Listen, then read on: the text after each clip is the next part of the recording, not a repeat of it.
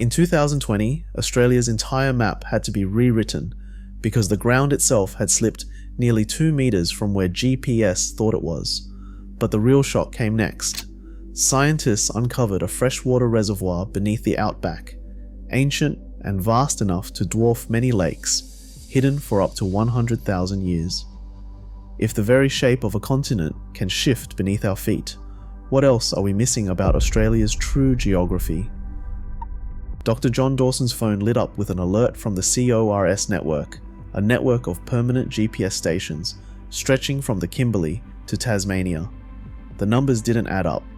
Across Australia, surveyors and miners were reporting sudden mismatches between their GPS devices and the land beneath their boots. The culprit? The continent itself was on the move, drifting north at about 7 centimeters a year, fast enough to outpace any other landmass on Earth. Over 2.5 decades, this relentless slide had pulled Australia nearly 1.8 meters away from where its official maps said it should be. For decades, Australia's geodetic datum, the mathematical model underpinning every map, property line, and navigation system, had been locked to a fixed position, GDA 94. But satellites orbiting overhead, tracking the shifting crust in real time, were telling a very different story. By 2020, the gap between where GPS thought you were standing and where the old maps claimed you should be had grown wide enough to swallow a fence post or throw off a mining blast by the width of a car. For emergency services, surveyors, and the booming world of autonomous vehicles, a 1.8 meter error wasn't just embarrassing, it was dangerous. Dawson sounded the alarm at a series of tense meetings with the Intergovernmental Committee on Surveying and Mapping.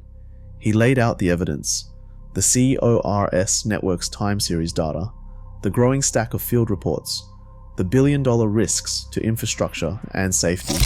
The solution wasn't a patch, it was a national reset.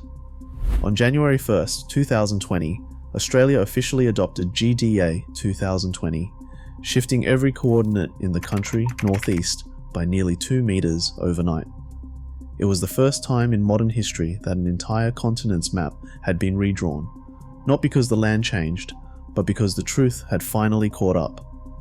But even GDA 2020 was only a stopgap. The ground never stops moving. Dawson and his team are already building a dynamic reference frame, one that updates in real time as the continent slides toward Indonesia. For now, every property boundary, every road, every pipeline has been nudged into place. But the lesson is clear. In Australia, even the ground beneath your feet can't be trusted to stay put. The question is, what else lies hidden, waiting to be discovered, just out of sight and just beyond the edge of the map? A CSIRO geologist stands beside a battered Land Cruiser, holding a device that looks more at home on a spaceship than in the heart of Western Australia. In 2020, CSIRO's airborne electromagnetic survey swept low and slow over the Canning Basin, trailing sensors that mapped the invisible deep beneath the red earth. What they found stunned even the most seasoned hydrologists: a freshwater reservoir stretching across 20,000 square kilometers, an underground ocean hidden for tens of thousands of years. This was not just a trickle trapped in the rock, but a labyrinth of ancient rivers, now entombed below the outback. The water's journey began in a world unrecognizable today, when megafauna roamed and the climate pulsed between wet and dry. Groundwater samples tested with radiocarbon dating revealed ages up to 40,000 years. Some pockets traced their origin to rainfall that fell long before the first humans set foot on the continent. CSIRO's lead geologist, voice crackling over the radio, called it a revelation that rewrites everything we thought we knew about the heart of Australia. The Canning Basin's Wallal Sandstone Aquifer, mapped for the first time in such detail, holds water older than the oldest desert paintings.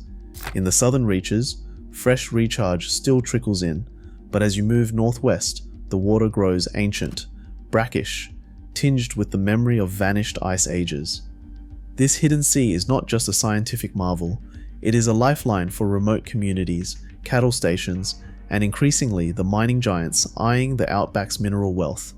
The scale of it dwarfs any surface river, enough to fill Lake Eyre several times over, locked away beneath a crust that seems from above dry and lifeless.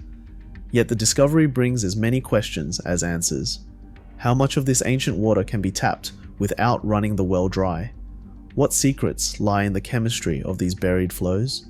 As the CSIRO team packs up their gear, the sense of OW lingers. In a land where even the ground slides beneath your feet, the real treasures might be those you will never see. Oceans of time sealed under stone, waiting for the next chapter in Australia's strange geography. Confidential emails leaked from a Queensland government inbox land on a hydrogeologist's desk. The numbers are grim.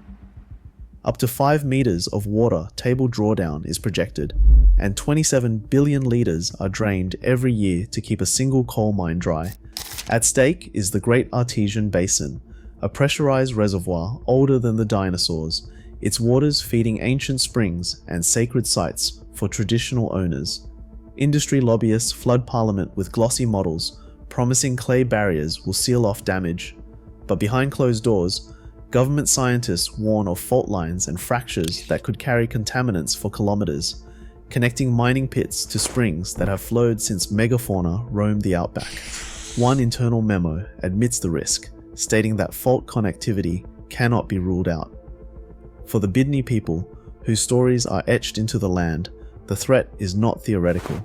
If the pressure drops, springs could vanish in a single dry season, an irreplaceable loss. The battleground is set. Billion-dollar mining ambitions versus the slow, invisible pulse of water shaped over 300 million years. 500 million years ago, long before any tree or animal had set foot on land, a colossal force deep within the earth began to squeeze and buckle the heart of what would become Australia. The Petermann orogeny, a mountain-building event so ancient it predates complex life, thrust up a range rivaling the Himalayas, right in the middle of the continent. Along the Woodroff Thrust, solid slabs of rock, hundreds of meters thick, rode up and over each other, grinding and folding the crust into towering peaks. But these mountains were doomed from the start. With no roots of vegetation to hold them, they eroded at a furious pace, shedding torrents of coarse, feldspar-rich sand called arkose into massive alluvial fans that spread out across the newly formed Amadeus Basin. Those fans became the raw material for Uluru and Katajuta. Each grain of arkose and granite in these icons is a relic of the vanished range, their mineral fingerprints matching the rocks still buried deep beneath the desert. Over millions of years, new seas drowned the debris, compacting it into stone, only for later upheavals to tilt the layers nearly vertical. Today, Uluru stands as the last exposed fragment of a mountain system erased by time, its red flank a silent witness to earth-shaping violence that no human could imagine. Yet beneath the sand, the skeleton of that ancient range still waits, fragile and unseen, as miners and drillers chase the last whispers of its mineral wealth. Reg Dodd stands at the edge of Kati Thanda, the salt crust shimmering under the sun. In his voice, the Arabana song lines come alive. Ancient verses once guided people across these dunes, mapping waterholes and ridges long before satellites or surveyors. Researchers have digitized hundreds of these paths, tracing their logic against the land. The results are startling. The routes, remembered in song, often track with uncanny accuracy to the most efficient crossings and richest springs, sometimes outpacing the best computer models. These are not just stories, but living archives of geography, trade, and survival, encoded in memory and passed down for thousands of years. Yet the future presses in. The Bureau of Meteorology's latest recharge models warn that rainfall feeding these hidden aquifers could fall by nearly 40% within a generation, echoing the sharp declines already measured in South Australia. Springs that survived ice ages may dry up before today's children grow old. As the climate shifts and the old water runs thin, the question grows urgent. Whose knowledge will Australia trust to find tomorrow's lifelines? The answer may shape not just maps, but the fate of entire communities. For the Arabana, the old songs still hold the way forward if anyone is willing to listen. Australia's land still shifts 7 centimeters each year, and ancient water waits beneath the dust. Every new discovery here isn't just a curiosity, it is a warning and an opportunity. In a world of changing climate and growing resource strain, what lies underfoot may decide the nation's next frontier. Share your thoughts below.